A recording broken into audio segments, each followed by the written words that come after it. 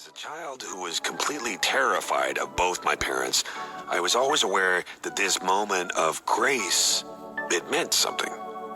We understood each other in a way.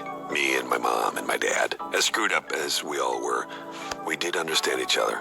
My mother, she knew what it's like to feel your entire life like you're drowning, with the exception of these moments. These very rare, brief instances in which you suddenly remember you can swim. Bojack Horseman seems to be an endless well of symbolism and interpretations dissected by countless video analysts and fans alike. I can't remember a movie or show that affected my own life as much as Bojack Horseman. It filled me with so much existential dread, I had to take a step back and remind myself it's just a colorful cartoon of fiction. But that's far from the truth. But then again, mostly not. Mostly you're drowning. She understood that too. And she recognized that I understood it. And Dad, all three of us were drowning and we didn't know how to save each other. But there was an understanding that we were all drowning together. Drowning is constantly referenced throughout the entirety of the series, whether it's Hockney's portrait of an artist in Bojack's office to how his inevitable fate comes to be. I remember watching the first season's title sequence, betting my friend that's how Bojack would end, saying, they give you the biggest foreshadowing right in front of you. And as the series progresses and you begin to see more and more of Bojack's attempts to better his life, you can't help but feel like it's yourself you're seeing, as it leads to an end. His end. Swallowed by water, and finally, drowning. Now, with everything we could talk about in Bojack Horseman, there's something that Herb Kazaz said in The View from Halfway Down that I wanted to focus on. Is it terrifying? No, I don't think so. It's the way it is, you know. Everything must come to an end. The drip finally stops. See you on the other side. Oh, Bojack, no. There is no other side. This is it. Death itself is a terrifying thought. Researchers define fear of the unknown as a tendency to be afraid of something you have no information about on any level. There appears to be a link between fear of the unknown and alcohol use disorder. In another 2016 trusted research study, researchers used experimental conditions, predictable and unpredictable electric shocks, and found that study participants with a history of problematic alcohol use were extra sensitive to the uncertainty.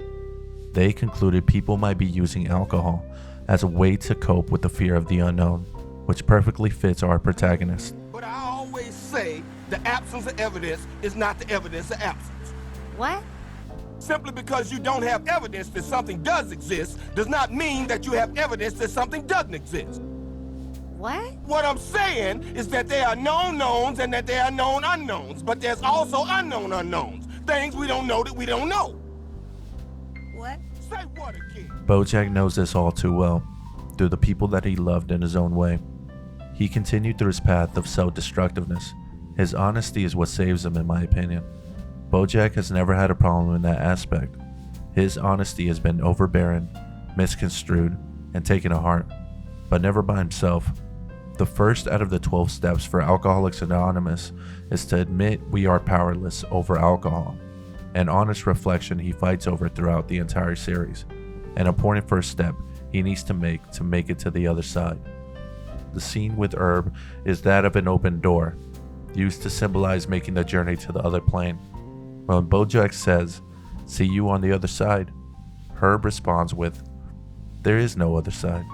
This is it," making it much less like a door, but a wall, the most terrifying thing of all, because if we, as living things, can't imagine another chapter in our lives to explore, but instead an eternal sleep, then what else is there? Religion is pretty much non-existent in the show, and for good reason. Religion provides a comfort over these feelings of uncertainty, everything Bojack seems to fret over. It's not a coincidence that AA is never really mentioned either, because a big part of the program is to submit to a higher power, not necessarily God, but some meaning or form, even though it could be done without it.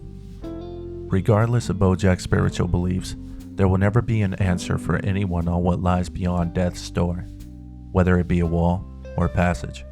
But at least we see Bojack can be an optimist contrary to what we see on his journey, by imagining a door in his chemically induced last moments of brain activity. The same door that all his family and loved ones traveled through, and the very same door that we all hope to travel through one day. Death is inevitable, but it never has to be premature. Bojack Horseman perfectly visualizes these thoughts of anxiousness and depression, and I know it helped me combat those intrusive thoughts that I have every now and then.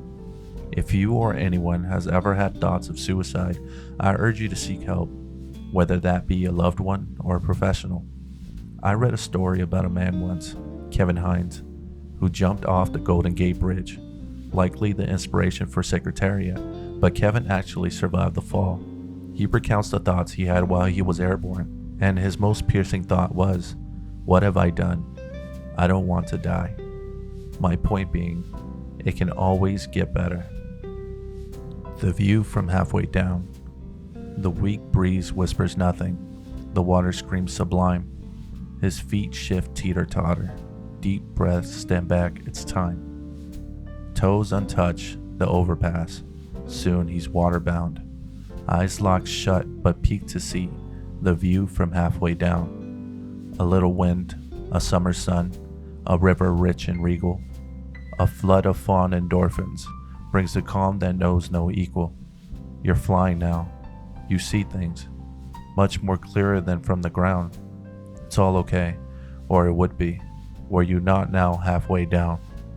Thrashed to break from gravity. What now could slow the drop? All I'd give for toes to touch the safety back atop. But this is it, the deed is done.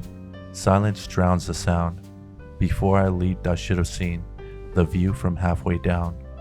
I really should have thought about the view from halfway down. I wish I could have known about the view from halfway down.